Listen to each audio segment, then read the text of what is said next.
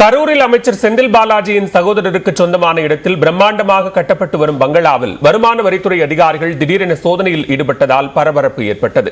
கரூர், கோவை, ஈரோடு மாவட்டங்களில் மின்சாரத்துறை அமைச்சர் செந்தில் பாலாஜிக்கு தொடர்புடைய 30க்கும் மேற்பட்ட இடங்களில் வருமான வரித்துறையினர் கடந்த வெள்ளிக்கிழமை சோதனையை தொடங்கினர். இந்த சோதனை பல்வேறு இடங்களில் 4வது நாளாக இன்றும் நீடிக்கிறது.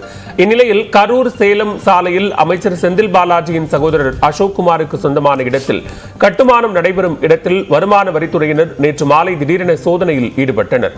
வீடு கட்டுமான பணியில் ஈடுபட்டிருந்த வடமாநில தொழிலாளர்களை ஓரமாக நிற்க வைத்துவிட்டு துப்பாக்கி ஏந்திய மத்திய பாதுகாப்பு படை வீரர்கள் பாதுகாப்புடன் சோதனை மேற்கொண்டனர். தனது சகோதரர் அசோக்குமாருக்கு அவரது மாமியார் சீதனமாக கொடுத்த இடத்தில் வீடு கட்டும் பணி நடைபெறுவதாக அமைச்சர் செந்தில் பாலாஜி ஏற்கனவே விளக்கம் அளித்திருந்த நிலையில் கட்டுமான பணி நடைபெறும் இடத்தில் வருமான வரித்துறையினர் சோதனை நடத்தியது பரபரப்பை ஏற்படுத்தியது. இந்நிலையில் கரூரில் செந்தில் பாலாஜியின் சகோதரர் அசோக்குமார் உள்ளிட்டோருக்கு சொந்தமான இடங்களில் நடத்தப்பட்ட சோதனையில் அதிகாரிகளை திமுகவினர் தாக்கியதாக குற்றச்சாட்டு எழுந்தது.